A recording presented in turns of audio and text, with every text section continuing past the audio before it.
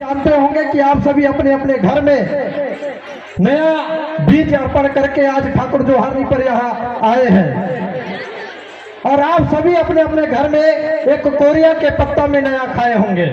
आप सभी को ज्ञात होगा कि आप सभी कोरिया पत्ता में नया खाए होंगे। हमें इस बात को सोचना है कि हमें कोरिया पत्ता में ही नया खाने की जरूरत क्यों पड़ रहा है। अच्छा अच्छा पत्ता है, सरई का पत्ता है, शाहजा का पत्ता है, दुकान में मिलने वाले दोना पत्तल हैं, लेकिन आज हमें कोरिया के पत्ता में नया खाने की जरूरत क्यों? ये हमारे लिए बहुत ही सोचनीय है। आज हमारे जो पुरखे के पुरखे थे, जो दादा के दादा के दादा थे, हमारे पुरखे, वो आज कोरिया पत्ता में इसलिए नया खाए क्योंकि इससे पहले जब नया खाते थे, मंच में बैठे हो सभी सियान जान रहे होंगे कि जब पहले नया खाते थे तो उसके साथ ये पान को भी उन लोग खाते थे। वो इसलिए खाते थे क्योंकि ये औषधि का काम करता है।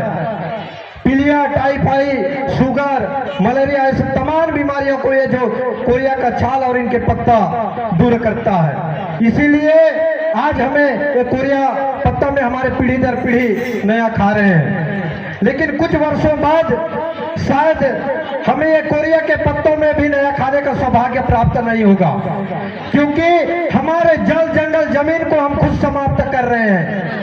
एक बीता जमीन के लिए हम हजारों पेड़ को काट रहे हैं।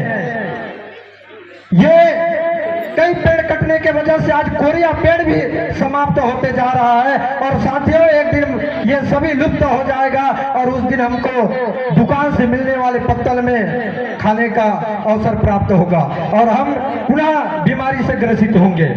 इन्हीं सब चीजों को, संस्कृति परंपरा को बनाए रखने के लिए आज ये ठाकुर जोहारनी का कार्यक्रम हमारे उपखंड स्तरीय हो रहा है। इसको ग्रहण करने के लिए हमको शिक्षा की महत्वपूर्ण जानकारी लेना आवश्यकता है। सब संस्कृति सभ्यता को जानने के लिए साथ ही हमें शिक्षा बहुत जरूरी है।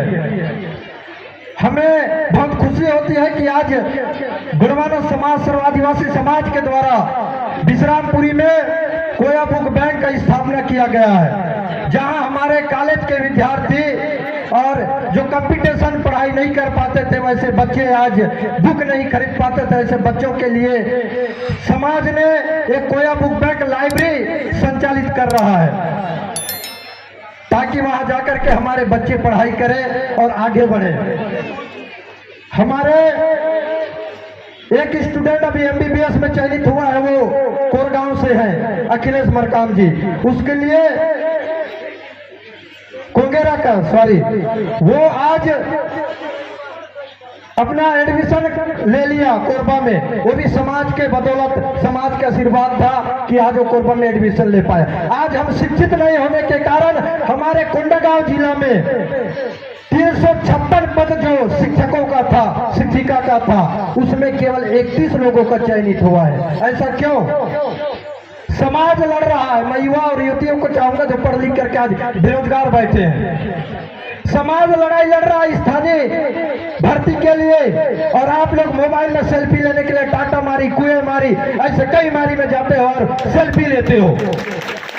आप लोगों को शर्म आना चाहिए जब समाज के बुजुर्ग, जिनको जो 8वीं पढ़ा है, जो 5वीं पढ़ा है, वो जिला में, संभाग में धरना धर के हमारी स्थानीय भर्ती हमारे बच्चों के लिए मांग कर रहा है, लेकिन आप वही पढ़े लिखे लोग सेल्फी ले रहे हो।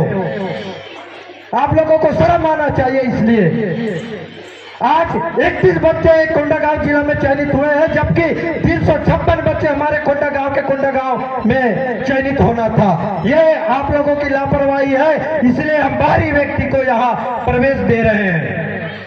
अगर ऐसी रहो तो एक दिन निश्चित, इससे पहले हमारे बुजुर्ग लोग गाय गरवा चराते थे, निश्चित रूप पर एक दिन भी आप घर में बकरी बरा पाल करके चराओगे, अगर आज नहीं जागे तो।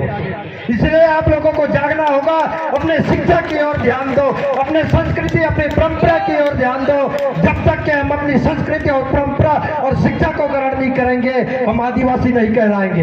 एक दिन ठाकुर जोहारनी, एक दिन 9 अगस्त, इसी दिन ले हमारे समाज और हम आदिवासी नहीं है। हमको हर दिन, हर पल दावा करना चाहिए कि हम इस देश के मालिक हैं और हमारी संस्कृति, हमारी परंपरा हमारे लिए कायम है। हमारे मरकाम दादा ने अभी बताया, बाहरी जो संस्कृति परंपरा हमारे ऊपर धावा कर रहा है, ये सब आप हम सब के लापरवाही है, क्योंकि बाहरी संस्कृति को हम मानते हैं। मेरे संरक्षक दादा फूल सिंह मरकाम ने कहा, आज तक कितने लोग संविधान पढ़े हो? कितने लोग पढ़े हो? कोई नहीं पढ़े होंगे। अगर संविधान को पढ़ते तो निश्चित रूप पर आज हमको ये रोड में चिल्लाने की जरूरत नहीं पड़ता, हमारे मांगों को पुलिस थाना में कलेक्टर को आवेदन देने की जरूरत नहीं पड़ता। आज शायद हम नहीं पढ़े हैं, इसलिए हर महीना हमारे समाज के बुद्धिजीवी ने आवेदन देता है कि हमारे आदिवासी समाज के द्वारा ऐसा ऐसा मांग है, इसको पूरा करो। साथियों, अंतिम में मैं यही कहना चाहूंगा, जब तक हमारे संस्कृति सभ्यता और समाज जिंदा है तब तक आप हम सब जिंदा हैं, और जिस दिन ये खत्म होगा उस दिन आप हम सब खत्म हो जाएंगे। और एक दिन इस दुनिया में केवल गौड़ मूलिया मारिया और आदिवासी रहते थे, ऐसा इतिहास में लिखा जाएगा अगर आज हम नहीं जागे तो। ये आशा और विश्वास के साथ मैं अपनी वाणी को विराम देता हूँ।